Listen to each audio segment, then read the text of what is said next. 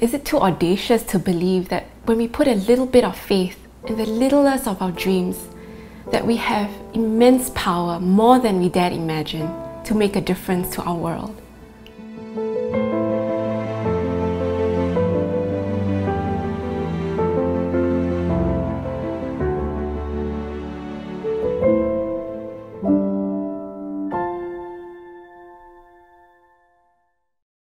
My name is Waijia, and I was trained as a medical physician, but I think I've always loved painting and writing. And so it's funny how life has brought me back full circle, because right now I'm starting Kitesong Global, which is an international social venture that uses the power of narrative through books to help inspire people to pursue their dreams. When I was 17 years old, I was a student leader at my school, and one of my teachers asked me if I would consider leading a group of students to Cambodia on a youth expedition trip. And I had no idea what that meant. And he just said, you know, it's really about community service and about helping those in need. But I had no idea what was in store for me. I had grown up in a very comfortable, middle-class kind of family. You know, I think in some ways I would say that I grew up pretty pampered and never really come face to face with poverty. But when I went on that trip, I think what really struck me was how poverty looked like. And for the first time in my entire life, I saw poverty face to face in its full glory. I remember I was asked to stay at a village actually with a girl, and she was 17 years old at the time too. Her name was Somali, and I spent the night at her home. She lived in a hut in a village, and instead of, you know, having dinner and going to bed, we actually chatted through the night. And the entire night, I remember I just couldn't stop crying. And it was because she and I both shared the same dream. We both wanted to be medical doctors. But unlike me, she did not have the circumstances or the privilege to pursue that dream of hers. Both her parents were farmers, and she told me, she called me Wai. So she said, Wai, you know, my mother is ill and both my parents can't work. So I have to harvest all day and I don't think I can go to university. That struck me at that time, that there were so many children out there who had dreams the same as I did, but they didn't have the resources or the privilege to pursue them. I left from that trip feeling such a sense of emptiness, but also such a sense of hope, wanting to do more. And I remember just before I left on that trip, I met another little boy, and he became good friends with me, and he gave me a gift that shook me. It was such a poignant symbol, because he gave me a kite that he had made out of a trash bag. And when I took that kite, I was just filled with awe and heartache at the same time, because to me, that kite represented all the dreams of children around the world who had the same big dreams that I did, but didn't have the resources or the privilege to pursue them. So I carried that home with me. I eventually did my A-level exams, and then after that, all my friends were going on, you know, big trips around the world to visit the world before university started. And I just felt such an emptiness inside of me that was eating me up. Like, how could I have seen all of that and gone back to Singapore and live in my own sterile, wealthy bubble all over again? And so one day I just did something really silly, I guess some people might say. I just picked up the phone and I started calling organizations that I didn't even know, and I just asked them. I said, do you need a volunteer, like whether it's locally or overseas, and I have these number of months, you know, would you like to can I be of help? And the funny thing was that I finally got to this organization, and they said, you know what, we have these countries for you to visit and to help out in, they really need help. And then I just asked them, I said, is there a place where you really need help that no one wants to go to? And there was this cold silence on the phone, and they said, no one wants to go to Nepal at the moment because of political instability. And they were like, yeah, but maybe you can choose from this list of countries. And then as I listened, I just felt so compelled to say, well, if there's no one going there and they need help, then would you consider sending me? And I remember going home asking my parents, and they totally freaked out because they just thought like, what are you thinking? Like, you're 18, you're a single girl, and you're going to Nepal where they are burning flags and having curfews and all of this stuff. And how is that? How can you want to go there? And I remember just being so persistent about it because there was just such a compulsion to go and help those in need. Something really bizarre happened, and I really think it's perhaps what people call the power of prayer, because I had been praying and praying that I would have a chance to go with my parents' blessings. And one day my dad came home from work and he just said, you know, out of my company of 5 staff, I have one of them who tells me that he knows a lady in Nepal who's Singaporean, who started a soap factory helping women who are rescued from sex trafficking work. And she's coming back next week for a short visit to Singapore, and she says she's happy to meet up and happy to keep an eye out for you when you're in Nepal. So maybe it's a sign that I should let you go. And so I went with my parents' blessings. Going to Nepal was such a life-changing experience for me. I was thrown from a hot tropical country to the middle of winter, and I remember it was so cold because there was no heating in the building, and I was sleeping in the basement, and under all these piles of blankets I would be shivering through the night. And I remember just feeling the warmth of the home. I had never been to a place where children were so loved, and these children were not normal children like so many of us assume. You know, we have a home and we have parents, and many of them had been beaten, they had been abused, they had been left behind. Some of them came from families with tragic backgrounds, and they were brought together by 2 sets of house parents who loved them with all their heart.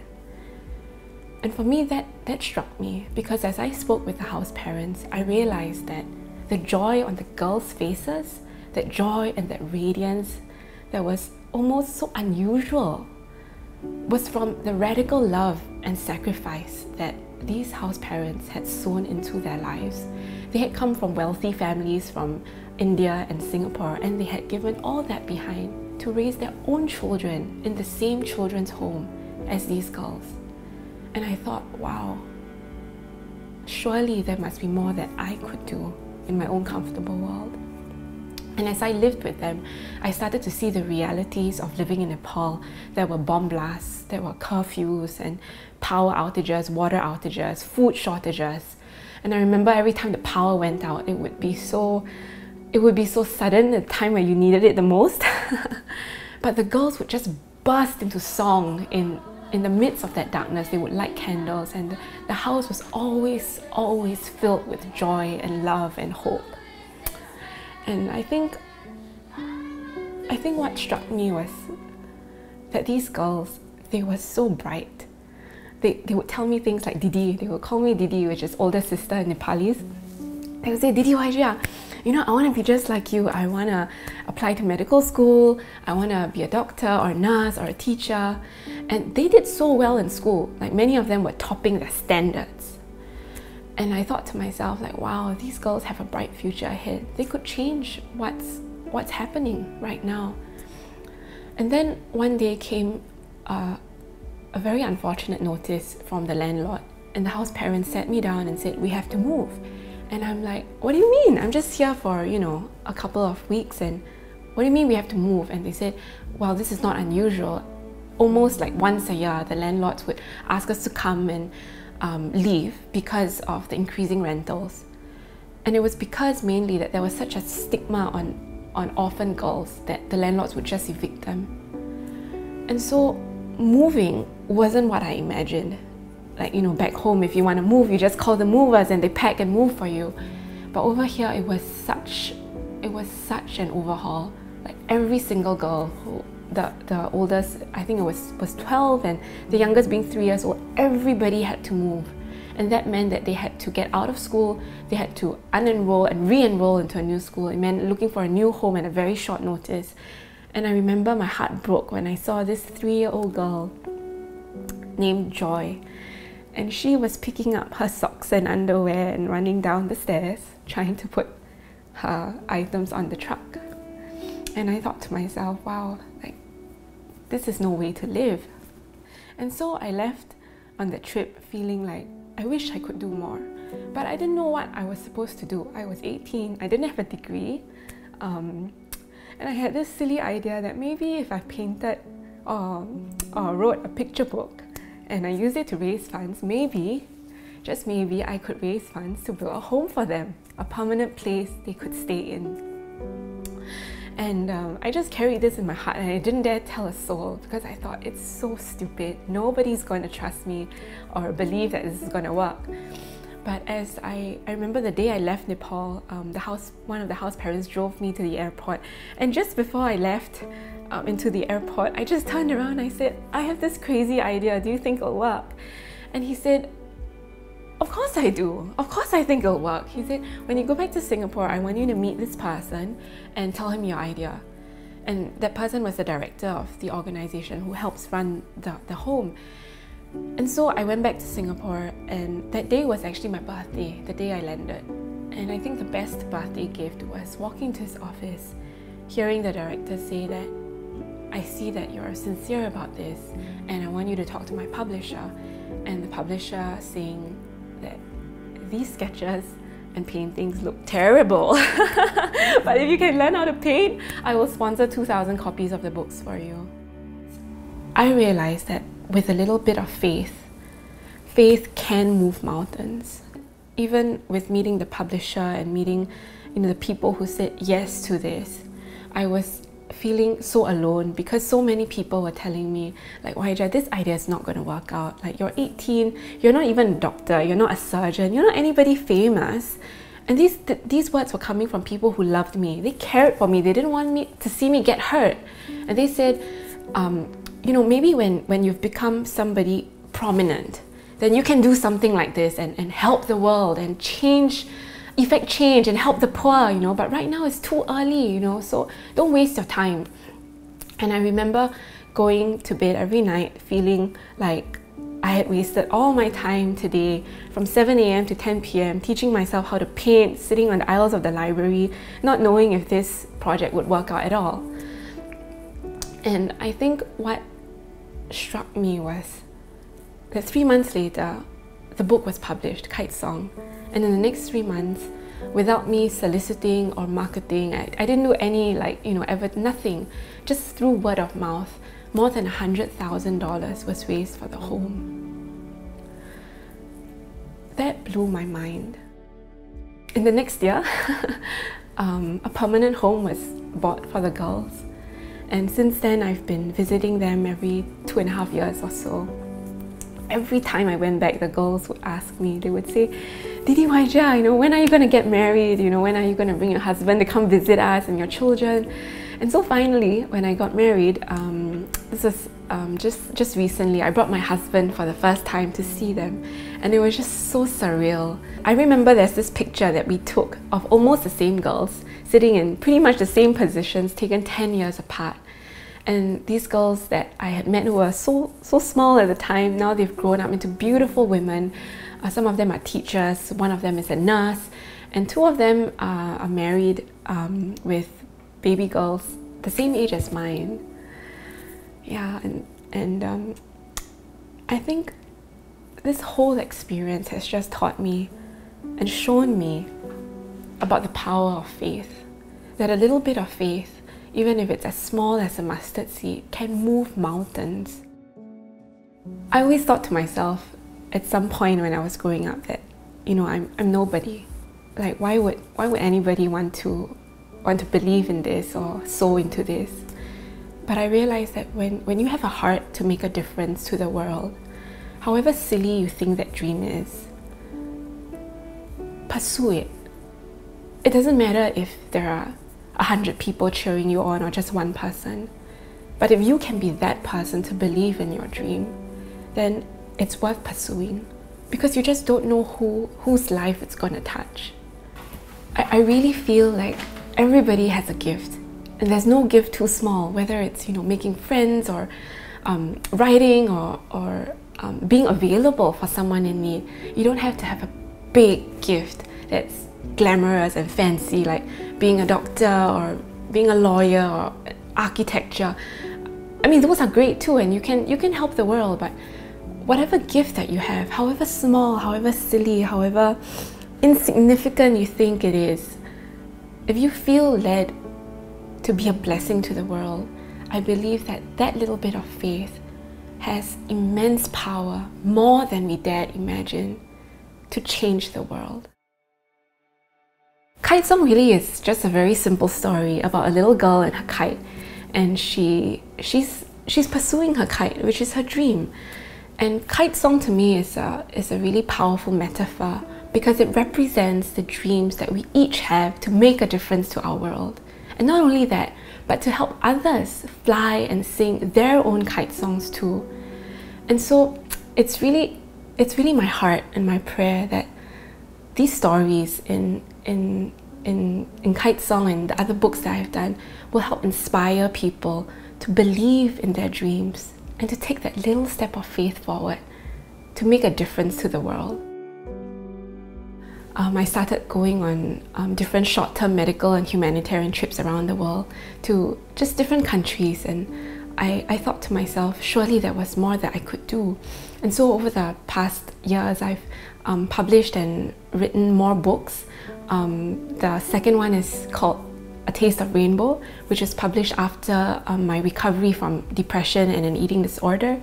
I Love You was actually a special book to us, my husband and I, because we launched it on our wedding day, and it was used to raise funds for 2 anti-sex trafficking ministries. One was in Cambodia and one in Calcutta, and both of them were used to build buildings. One is a soap factory and the other one was a guest house used to employ women who had been rescued. Yeah.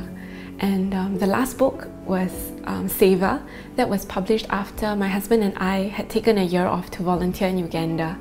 And that book, it means a lot to me because it really challenges us to redefine our ideals of success. In 2018, I had the privilege of going to Johns Hopkins Bloomberg School of Public Health to pursue a master's in public health. And at that time, I remember feeling so overwhelmed. Everybody was doing something big, like working for the United Nations or World Health Organization. And I remember feeling so overwhelmed because I had been sent there on 3 scholarships and I had no idea what I was meant to do. And I thought to myself, oh, this looks great, but it doesn't fit. Basically, nothing fit. And one day, a professor just called me out and he said, you're not really interested in doing any of this. So what is it that you really want to do? And that was when I had to confess that my dream really was to start Kitesong Global. And I was so afraid to even say it and to tell him because I had no idea what it meant. Was Kitesong Global a trust fund? Was it a social movement? Was it a foundation? I had no idea. But as time passed, it became clearer and clearer to me. And I'm so grateful that it was revealed to me that Kitesong Global really was meant to be an international social venture that helps inspire people to pursue their dreams. It was as simple as that. Over time, I started to develop toolkits for each of the books, comprising of video sharing, the books themselves with the message, and lastly, a facilitation guide that helps to create safe platforms for deep conversations to take place. Conversations about hope, about healing, about purpose, about life. And at the time, I felt like, who's going to need this? Who's going to use this? But I was surprised that as things continued to develop, different places were using these materials. People in communities, people in treatment centers to help people with depression and anxiety and eating disorders, and even in schools to help kids, realize, and young people realize what their dreams were about. It was also being used among families who had been through domestic violence and abuse, and even in people who served in prisons. They were asking me about how they could bring these materials in to help the inmates. And so that was how Kitesong Global was birthed. Kitesong represents the dreams we each have to make a difference to others.